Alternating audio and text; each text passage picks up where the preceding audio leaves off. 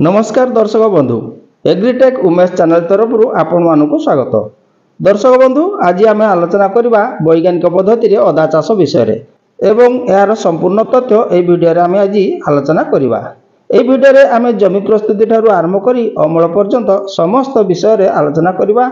M आलोचना करवा केउं समय अदा लगाइबा, अदा लगाइबा केउं प्रकार माटी आवश्यक, यही चाष परिवेश केते टेम्परेचर आवश्यक एवं केउं प्रकार जमी प्रस्तुत करवा और अधिक अमल पाइबापी आम वैज्ञानिक पद्धति किपरि चाष करवा। अदा चाष रे केउं प्रकार रोग पोक देखा दियती एवं ताकू नियंत्रण करवा किपरि एही वीडियो रे आम समस्त विषय आलोचना करवा। आउ डेरी न करी वीडियोटी आरंभ करवा। प्रथम आम आलोचना करवा अदा चाष प्रकृष्ट समय।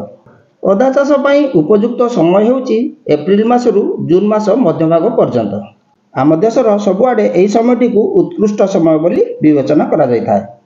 तेणु दर्शक बंधु एप्रिल मासरू जून मास मध्यभाग पर्यंत अदा लगाइले अदा भल अमल होता है। मृत्तिका और जलवायु अदा चाष मुख्यतः निगिड़ा जमी हेबा आवश्यक। दरसा बालिया और पटुमाटी व्यतीत लाल माटी मध्य अदा चाष करा जाय पारे। माटीर अम्लता 5.5 रु 6.5 मध्य थिबा माटी रे एही चाष भल होता है। जदि माटीर अम्लता अधिक थाए ताले एकर प्रति 50 किलोग्राम जिप्सम प्रयोग करी एही चाष करि परिबे।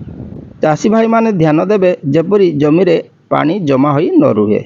अदा फसल पई तापमात्रा साधारणतः अदा फसल अति कम रे 15 रु 16 डिग्री सेल्सियस रु आरंभ करी 35-36 डिग्री सेल्सियस मध्य चाष करा जाय थाए।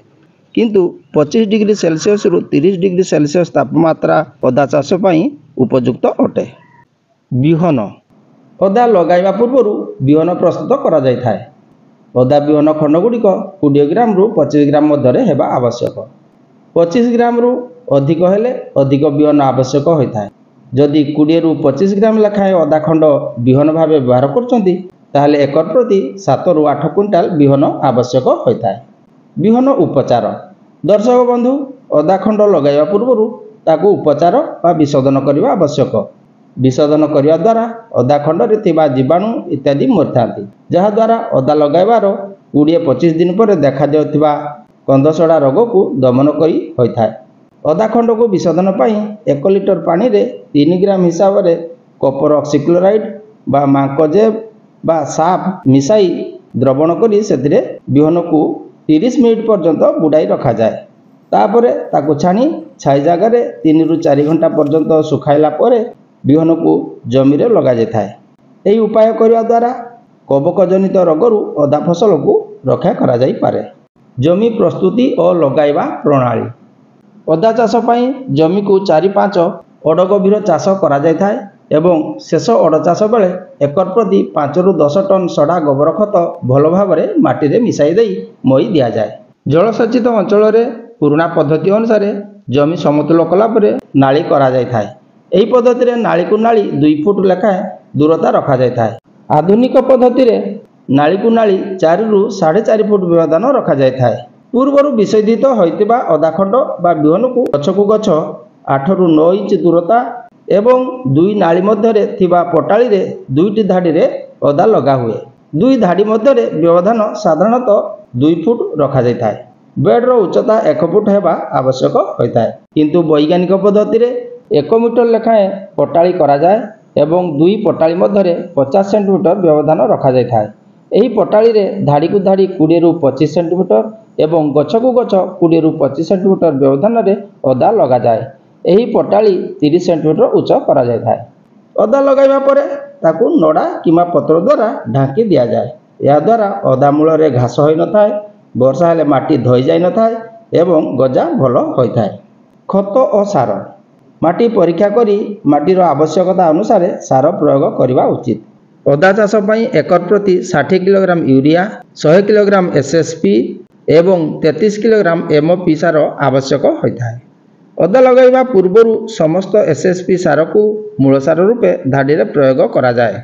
सेहीपरि समस्त यूरिया एवं एमओपी सार को 3 भाग करी 45 दिन रे, 90 दिन रे एवं 120 दिन रे प्रयोग करा जाए।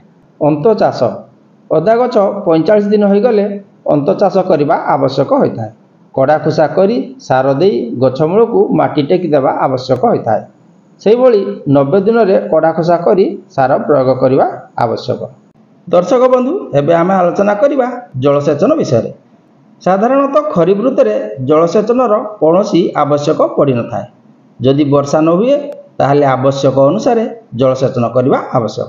ଅଦା ଚାଷରେ ଡ୍ରିପ୍ କିମ୍ବା ସ୍ପ୍ରିଙ୍କଲର ଦ୍ୱାରା ଜଳସେଚନ କଲେ ଭଲ ହୋଇଥାଏ। ଅଦା ମୂଳରେ ପାଣି ଜମି ରହିଲେ ଅଦା ସଢ଼ା ରୋଗ ଦ୍ୱାରା ଆକ୍ରାନ୍ତ ହୋଇଥାଏ। ଫସଲ ସୁରକ୍ଷା। ଅଦା ଫସଲରେ କନ୍ଦ ସଢ଼ା ବା ସଫ୍ଟ ରଟ୍ ହେଉଛି ମୁଖ୍ୟ କ୍ଷତିକାରକ ରୋଗ। ଏହି ରୋଗକୁ ଦମନ କରିବା ପାଇଁ ବିହନ ବା ଅଦା ଖଣ୍ଡକୁ ଲଗାଇବା ପୂର୍ବରୁ ବିହନ ବିଶୋଧନ କରିବା ଦରକାର ଏବଂ ଗଛ ମୂଳରେ ଯେମିତି ପାଣି ଜମି ନ ରୁହେ ସେଥିପ୍ରତି ଧ୍ୟାନ ଦେବା ଦରକାର। ଯଦି ଏହି ରୋଗ ଦେଖାଦିଏ ତାହେଲେ ଆକ୍ରାନ୍ତ ଗଛକୁ ଓପାଡ଼ି ଦେଇ ସେହି ଆଖପାଖ ଜାଗାରେ ମାଙ୍କୋଜେବ୍ 0.3% ପ୍ରୟୋଗ କରିବା ଦ୍ୱାରା ଏହି ରୋଗକୁ ଦମନ କରି ହୋଇଥାଏ। ଖତ ସହିତ ନିମପିଡ଼ିଆ ମିଶାଇ ମାଟିରେ ପ୍ରୟୋଗ କରିବା ଆବଶ୍ୟକ। ଏହାଦ୍ୱାରା ମାଟିର ଉର୍ବରତା ବଢ଼ିଥାଏ ଏବଂ ଜୀବାଣୁ ଓ ସୂତ୍ରଜୀବୀ ପ୍ରତିରୋଧକ ଶକ୍ତି ବଢ଼ିଥାଏ। ଦର୍ଶକ ବନ୍ଧୁ, ଏବେ ଆମେ ଜାଣିବା ଏକର ପିଛା କେତେ ଅମଳ ହୋଇଥାଏ ଏବଂ କେତେ ଲାଭ ହୋଇଥାଏ। ଅଦା ଫସଲ ଅମଳ ହେବା ପାଇଁ ସାଧାରଣତଃ 8 ରୁ 9 ମାସ ଲାଗିଥାଏ। ଯଦି ଏପ୍ରିଲ ମେରେ ଅଦା ଲଗା ହୋଇଥାଏ ତାହେଲେ ଡିସେମ୍ବର ଜାନୁଆରୀରେ ଅମଳ କରାଯାଇଥାଏ। ଏକର ପ୍ରତି ସାଧାରଣତଃ 6 ରୁ 8 ଟନ୍ ଅମଳ ହୋଇଥାଏ। ଯେତେବେଳେ ଅଦା ଗଛର ପତ୍ର ଶୁଖି ଆସେ ସେତେବେଳେ ଅଦା ଅମଳ କରାଯାଇଥାଏ। ଅଦା ଚାଷରେ ଏକର ପ୍ରତି ପାଖାପାଖି 50 ରୁ 60 ହଜାର ଟଙ୍କା ଖର୍ଚ୍ଚ ହୋଇଥାଏ ଏବଂ ଅଦା ଯଦି କିଲୋଗ୍ରାମ ପ୍ରତି ଅତି କମରେ 40 ରୁ 50 ଟଙ୍କା ଲେଖା ବିକ୍ରି ହୁଏ ତାହେଲେ ସମସ୍ତ ଖର୍ଚ୍ଚ ଗଲା ପରେ ଚାଷୀ ଏକର ପ୍ରତି 2.5 ଲକ୍ଷରୁ 3 ଲକ୍ଷ ପର୍ଯ୍ୟନ୍ତ ଲାଭ ପାଇଥାଏ। ଦର୍ଶକ ବନ୍ଧୁ, ଆଜି ଆମେ ଆଲୋଚନା କଲେ ବୈଜ୍ଞାନିକ ପଦ୍ଧତିରେ ଅଦା ଚାଷ ବିଷୟରେ।